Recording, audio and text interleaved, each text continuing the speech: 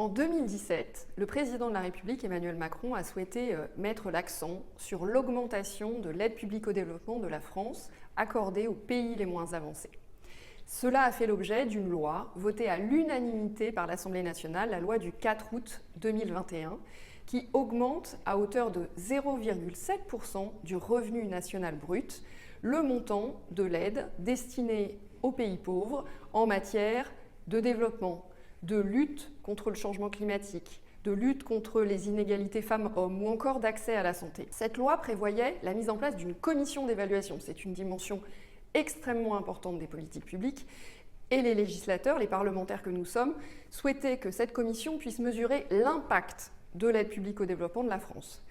Pour diverses raisons, cette commission n'a pas pu être mise en place et Jean-Louis Bourlanges, président de la Commission des Affaires étrangères, a souhaité porter une proposition de loi visant à préciser ce que le législateur avait en tête pour faire de cette commission d'évaluation une instance indépendante d'aide à la décision des parlementaires constituée de 10 experts indépendants et de parlementaires.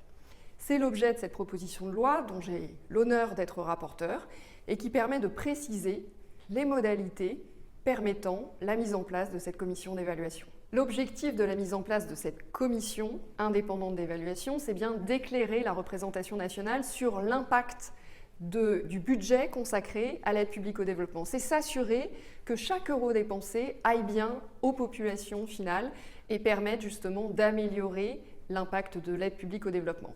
Cette dimension d'évaluation, elle est chère au groupe démocrate, modem et indépendant parce que c'est une dimension du travail parlementaire qui est parfois méconnue mais qui est pourtant essentielle. Nous sommes aujourd'hui confrontés à des enjeux majeurs, globaux, et nous sommes tous interdépendants. L'aide publique au développement doit aussi permettre d'aider les pays les moins avancés à effectuer leur transition écologique. Ce sont aujourd'hui les pays qui pâtissent le plus du réchauffement climatique et nous avons besoin aussi de les aider pour faire en sorte que les engagements que nous avons pris au niveau international en matière de lutte contre le changement climatique puissent être respectés.